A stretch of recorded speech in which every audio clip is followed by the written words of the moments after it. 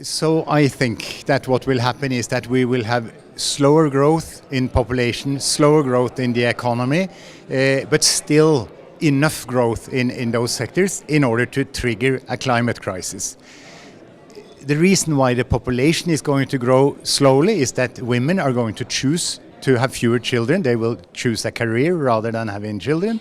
The economy is going to grow slowly in the rich world because we have so few people left in agriculture and manufacturing and office work that we can no longer increase productivity in the traditional way. Most people now work in health, care, culture, where there is no productivity increase.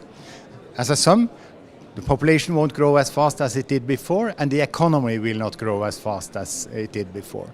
However, the problem is that in spite of the slow growth, greenhouse gas emissions, climate gas emissions are going to continue to grow because we will continue to use fossil fuels much more than sun and wind and biomass and hydro. And as a consequence, in 2052, we will have a world which has fewer people than most people think, has a smaller economy than most people think, but has a very much higher temperature than most people think. What to do?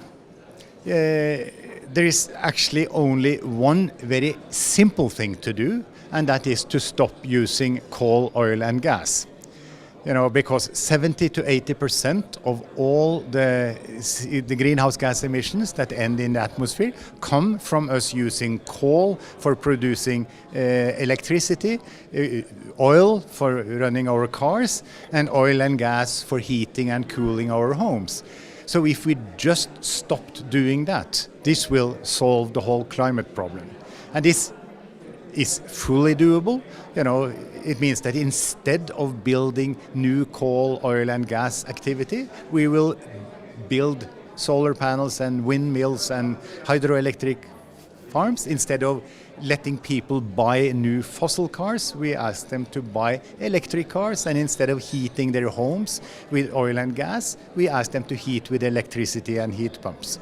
And that's it. So that's very simple. How much would this cost? It only costs of the order of 1% of your income. So if everyone agreed on a 1 to 2% tax increase, the whole problem would be solved.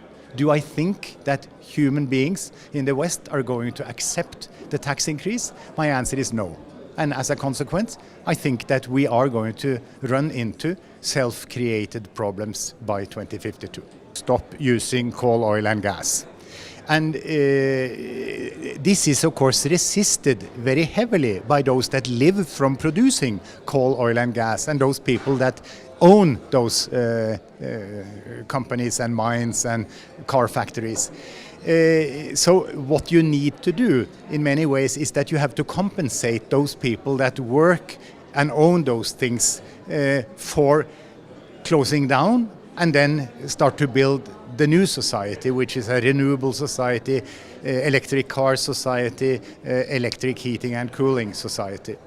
So at the finer detail, beyond banning the investment in new oil, coal and gas-fired electricity, banning the purchase of new fossil cars, and banning the building of energy inefficient buildings, you need also probably to establish an unemployment benefit system for all those people that lose their jobs in the mines, meaning that you pay them while they're being retrained and get a new job in the new and clean sectors.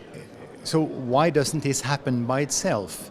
And the reason is that the people who work in the dirty industries, they don't trust society to come up with the unemployment benefit while they're moving from the production of fossil cars to the production of electric cars, and consequently they resist. And also the owners that would make as much money on electric cars as they currently make on fossil cars are also dubious about whether they will be able to maintain their profits in the transition.